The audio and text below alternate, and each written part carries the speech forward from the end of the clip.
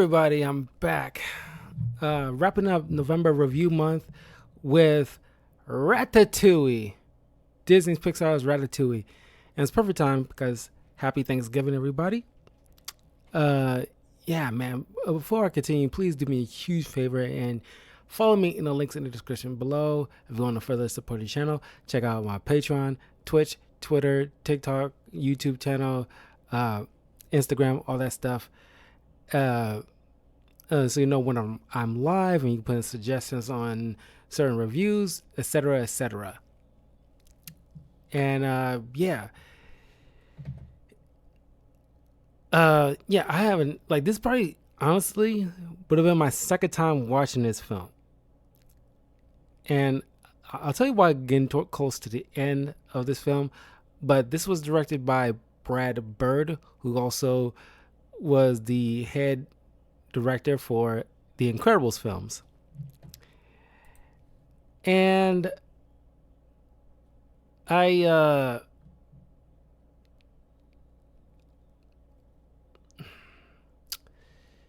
how would I put this? Well, like I said, I'm gonna get in full detail about it getting towards the end.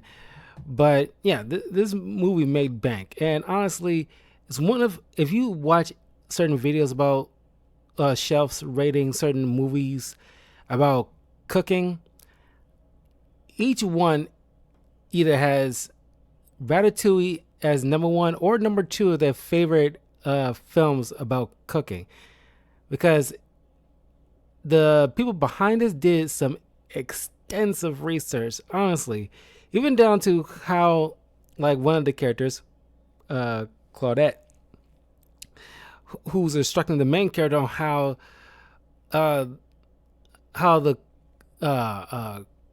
the kitchen is operated, because almost OCD level, because like you gotta position yourself in a particular way.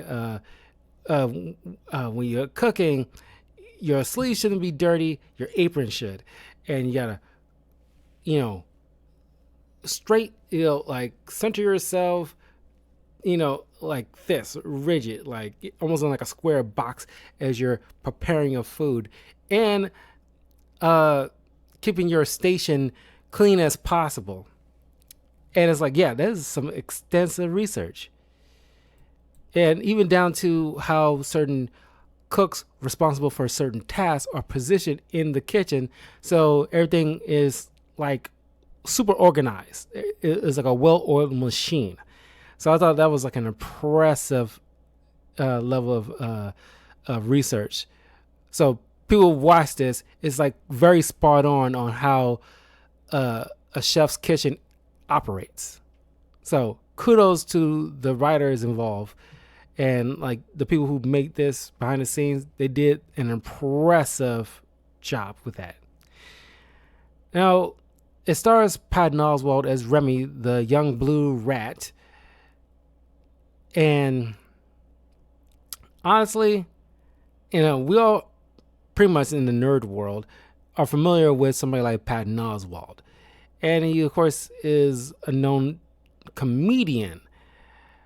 Not as big as someone like Chappelle, but he's like a comedian in his own right.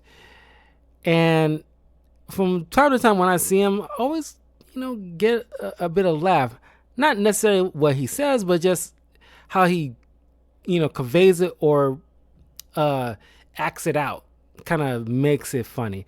Like, there's like a thing, I'm pretty sure it was in Parks and Rec, where he is kind of like, was in this little it's not a courtroom, but it's like, the public meeting with their, local statesmen or whatever you call them, speak with their concerns, and he drags on the conversation about, Star Wars and everything like that. It's kind of like the whole, almost like the South Park Chewbacca defense, which turned into a legit legal thing. And so I thought that was probably like one of the funniest moments in from Patton Oswalt. And of course, he was in Brooklyn Nine-Nine as like a fire chief. So he has his funny antics. Uh, but I think this film really kind of catapulted his stardom quite a bit for his performance here. We got Lou Romano as Alfredo Linguini, as the young chef that partners with Remy. And honestly, these names, Alfredo Linguini. I will give you one of the names. I can't give you both. I'm sorry. It was like, okay, you pretty much put like a hat on a hat. I get it. You're a cooking movie. You don't have to have the main, at least one of the main characters. I'm pretty sure a lot of these characters got names after some kind of cook type thing or food related thing. But Alfredo Linguini, it's like he will like literally get bullied in school for that name. Ian Holm as Skinner, the former sous chef of Gusteau's restaurant. I got Brian Dennehy as Django, Remy's father. Peter Son as Emile, Remy's older brother. Peter O'Toole as Anton Ego, the cynical restaurant critic. Brad Garrett as Auguste Gusteau, who honestly I thought brought out like probably the best performance out of this entire film. Janine Garofalo as Colette Tattoo, Gusteau's Rotatiere. Will Arnett as Hurst, as Skinner's German sous chef. So we meet Remy and his colony, who lives in the attic of this old woman who's clearly not well, in a way, or at least not all there, because she doesn't know she had like a freaking colony of rats in her attic. She never went up into the attic before, where these rats are just living. And Remy is different from the others, and his father, being the leader of the colony, doesn't like the idea of his son kind of straying off the path he wants him on, because he wants his son to lead the colony one day. It seems that he has a responsibility for the family, so don't veer off the path, essentially. But Remy loves cooking. He sees that, like, you know, one of the greatest things humans have achieved is like what they have, the achievement when it comes to food. So he has a great sense of smell and taste, which his father misused by just using it as like a smell taster, smell taster, like a pretty much like those drug sniffing dogs in the airport. Pretty much using Remy for that, to sniff out anything that might be poison. But as the colony gets found out, and this lady uses a shotgun to kill the rats, and it's like, I get it, you probably freaking out right now, but I don't know. I don't think taking a shotgun and blowing holes through your house would be like the ideal thing. Luckily, she lives by herself. But the colony ends up escaping, but Remy gets separated. And he ends up in Paris. He manages to, make off with this old lady's cookbook about Auguste Gusteau, who comes up as Remy's figment of his imagination because he's lonely and scared and traumatized and hungry. So this apparition convinces Remy to go up out of the sewer into the streets, and as he is crawling through one building, and honestly, it's kind of funny. He's passing by one room and he sees this couple struggling over a gun, This woman's about to shoot her guy. I was like, you don't have the guts. Remy was passing by that open hole where you see this going on.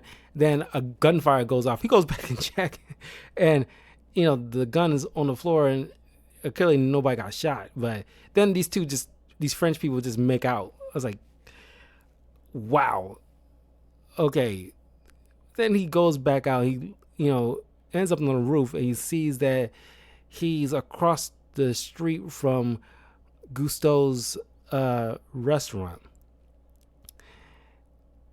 As he's veering through the window of the restaurant, he sees that Linguini shows up with a letter to the former sous chef, now head chef, because Gusteau has passed away after the situation where Ego, the restaurant critic, gave a bad review, which put him in depression state and caused him to, like, I guess, die of depression or something. I don't know, but it's kind of left to infer he deleted himself, but they kind of don't use that. Just kind of left you to infer that, because he's the character is based off a real life chef who did do that in the past. So we see Linguini, who is a cool character, but I don't say I don't like him. I just think he is just way too bumbly. Now, I appreciate slapstick like the next dude, but there is such a thing as probably too much. Lily's trying to hand Skinner his letter from his mom, unopened letter from his mom to give, because trying to get her son this job, because I guess he dreamed of working at this restaurant. So Skinner, because the mom passed, and Skinner is guilty in giving this kid like a job, but as like janitorial work.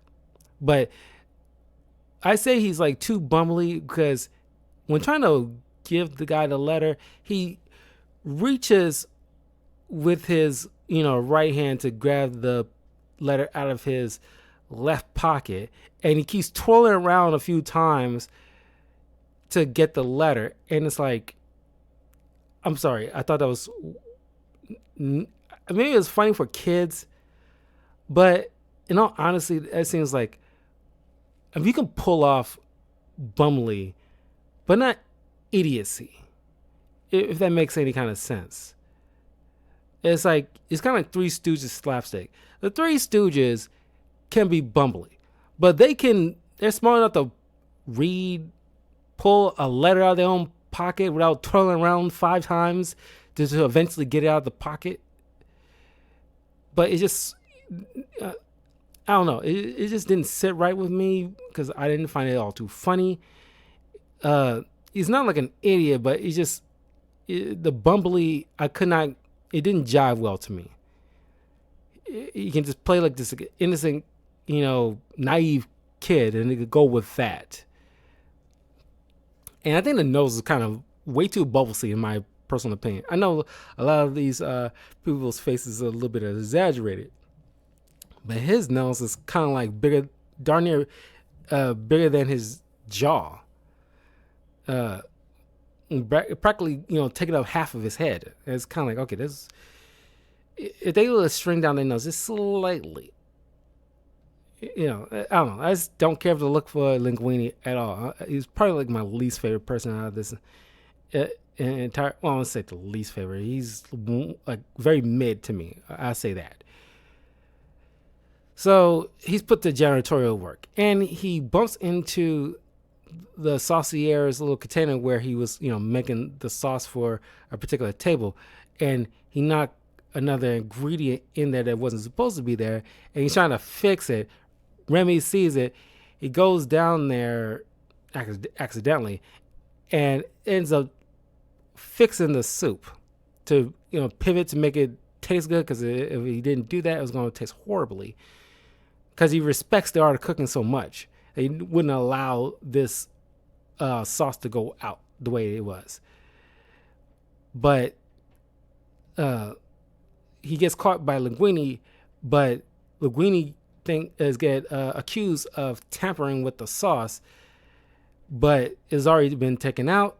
People loved it, so now Skinner is pressured into keeping Remy and put him under the tutelage of Claudette, who reminds Skinner about Gusteau's motto that anyone can cook. And I love Remy's dialogue here, where he worships Gusteau, where it's like, oh, sure, anyone could cook, but not everyone should, kind of thing. But it plays to the heart of the matter of the film, where it's like, yeah, it goes to show that anyone can cook under the right tutelage. Anyone can cook. Doesn't mean that you're going to be like a great chef, but you can learn skills in order to prepare delicacies that can be, very favored among family and friends. So when Skinner sees the rat, he orders Linguini to take it out and kill it. But instead, Linguini decides to work with the rat once he realized the rat can understand him. So he takes Remy to his shoebox apartment. And by the way, I appreciate they don't have these rats talking to the humans. I think it was a smart decision with that, where it's like, okay, this is not like a traditional quote unquote cartoon. According to to people's ears, they squeak. But when they're amongst themselves, the rats speak in English dialogue. You can follow them. I thought that was a right decision. I didn't want, because it's play like Toy Story in a way. We know these rats can talk, but the humans should not. And I think they should kept that way. That was a right decision. So they decided to work together, and Claudette eventually starts slowly but surely appreciate Remy, because she's the only female cook there, and she's been working her butt off to try to get some respect as a proper chef. But with thanks to Remy's help, who's puppeting him by the hairs in order to cook these delicacies, so that way Linguini can keep his job and Remy can cook like he always wanted to cook.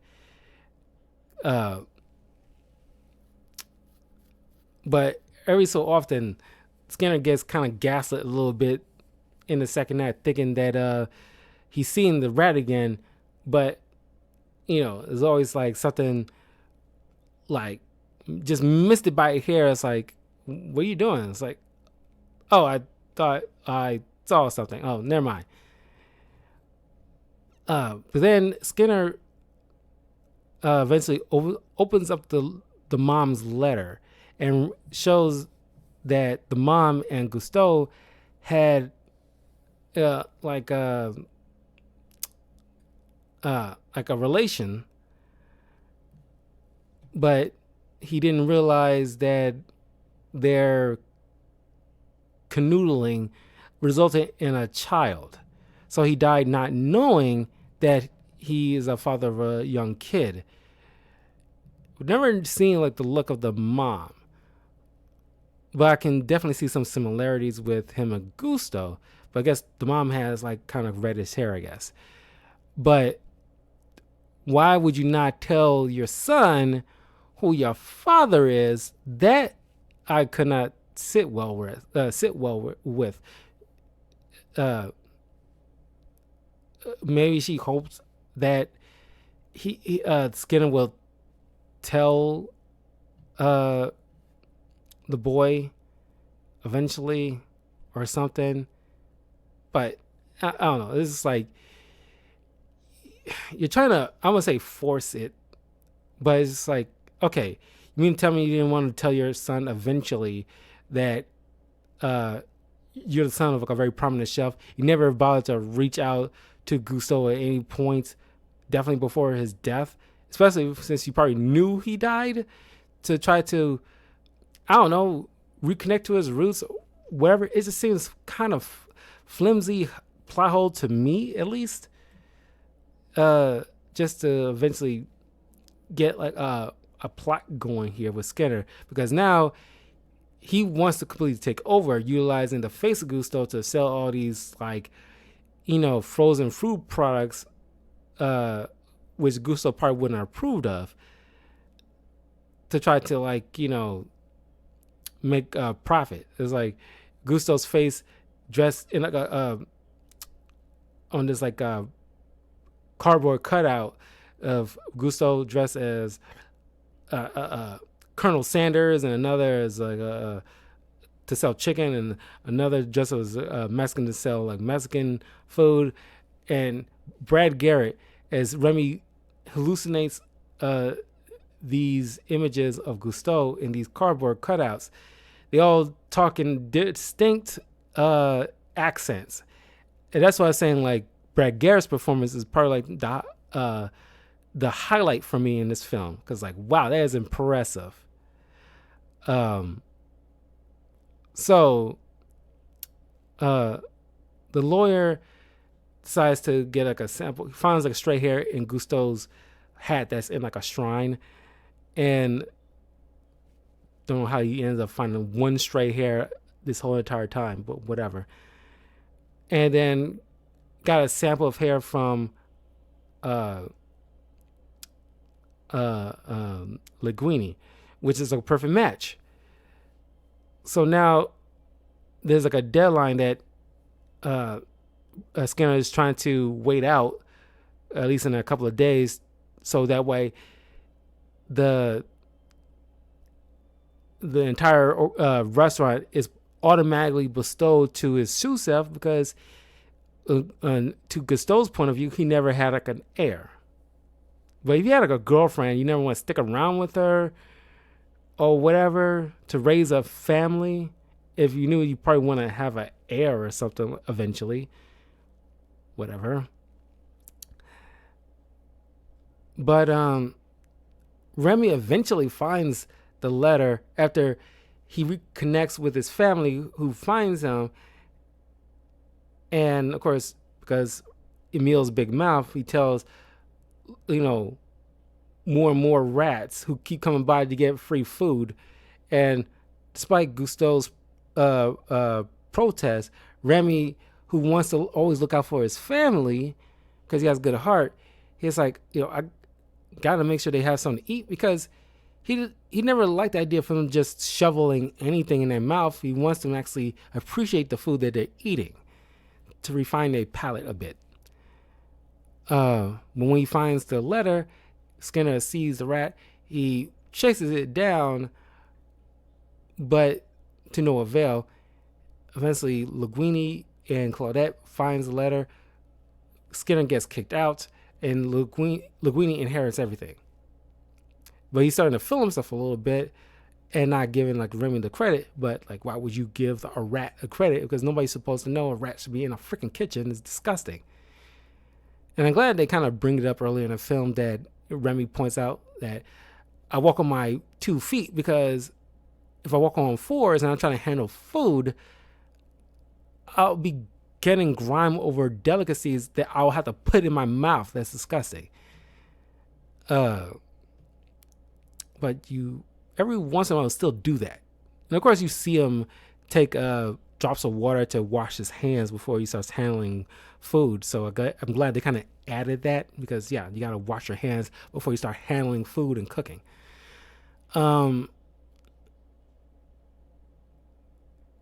But then after more and more rats start showing up, and Linguini sees that Remy's went behind his back, thinking like, "Oh, you betrayed me. You stealing food from him." So he kicks them all out. But then Ego finds out about the rising popularity of Gusteau's restaurant again, and decides to go back and see uh, what changes did they made? Do they deserve uh, a, a new star? Because they Gusto's was like a 4-star restaurant, but got taken down to 3 after that bad review all those years ago. Uh, but um, uh, after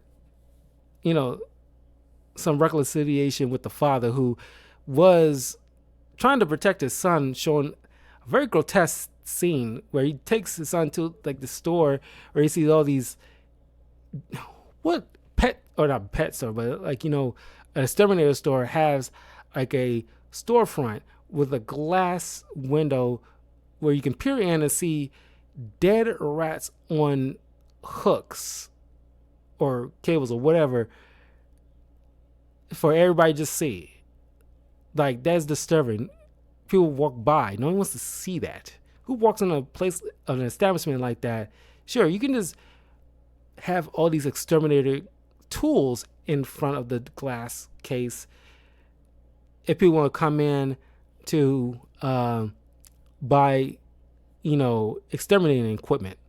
But you don't need to have actual dead rodents. No one wants to walk into an establishment like that.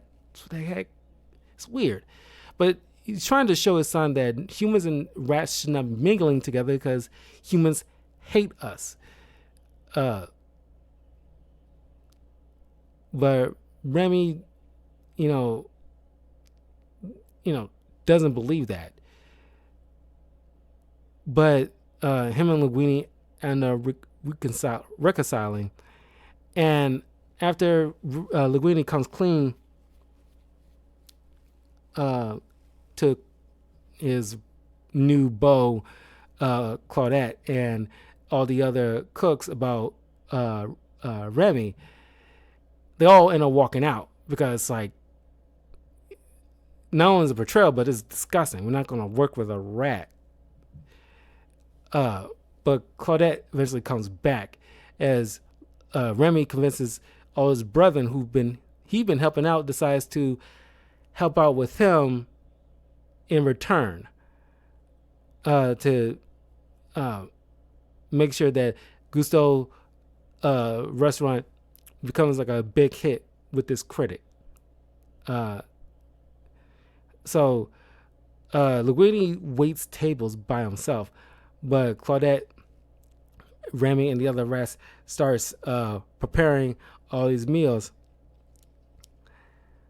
But once Remy prepares the ratatouille, which is a weird, real delicacy, presented to Ego, his mind travels back to when he was like a young kid. His mom fixed a meal for him, so it kind of brings him back to his childhood, and his hard exterior is kind of like melted away, essentially. So he has to speak with, the chef who prepared this, and that's when Linguini comes clean and presents Remy to Ego, and they all sit down with Ego to explain the entire situation. But Ego eventually writes a rave review, but doesn't say anything about Remy. But because Skinner was salty, he convinced a health inspector to come by to see all these rats. But they end up tying them up and throwing them into the closet. But they eventually have to let them go. They spilled the beans. Gusto's closed down because of the whole situation. And then, of course, Ego lost all his credibility. But he was very wealthy irregardless. So he invested in Claudette and Linguini and Remy's new bistro called the Ratatouille, where they run this little small shop cooking for the locals along with Remy. And now above the bistro, you see Remy's family is enjoying fine dining rather than rather than going out to steal out of the garbage. They find like a proper home, and Remy gets to have the best of both worlds, where he can be able to be a cook, but also be able to, like his father, take care of his family at the same time. And that's where the movie ends. Not sure why anybody will allow somebody like Linguini to start in a restaurant, knowing that the last place he worked had like a rat infestation, and it's like they don't think they're gonna do like a hard check constantly for him. I guess they don't want to think too deep into it, but like I doubt this dude would ever. It's like, like a lawyer getting disbarred. They will never allow you to practice law ever again. Doesn't matter. You open up a little shop to do like local law for the neighborhood or whatever like that. It doesn't even really matter, because that doesn't bode well for your reputation. That's what I'm saying. Like, I'm hard pressed to believe that he was able to open up a bistro at all. He wouldn't be able to open up, any type of cafe with what happened. But irregardless, the movie was very well done. I want to come clean about this because I mentioned I want to wait until the end to bring this up. Like Wall-E, Ratatouille isn't one of the highest, Pixar Disney films that I actually care for. I acknowledge, the creativity, the smart writing, the art, all that stuff. I acknowledge all that stuff. And I acknowledge people love this film. And people love Wall-E. Though these two movies never hit any kind of home runs with me. I just personally never, it's like, it's a good film. Like, I don't see myself watching this over and over again. I just thought it'd be fun to revisit it after so many years, especially for a review. But yeah, I mean, it made bank. I mean, it's still held in high regard in terms of a Disney film. It had like a budget of $150 million, but it came out in the box office at $623 million. So it did very well. But yeah, it's just not really one of my personal favorites at all. It's like, but it's good that everybody else enjoyed it. And I'm not saying it's bad. It's just not for me. But yeah, that was Ratatouille. What do you guys think of the film? Like, have you seen this recently? Like, what are your pros and cons of the film? But yeah, stay tuned. Next week, it'll be start of December. I'll start a brand new December Christmas movie reviews. So look forward to those. I will see you guys eventually for some new content down the line. But happy Thanksgiving, everybody. Take care. Be well. Peace.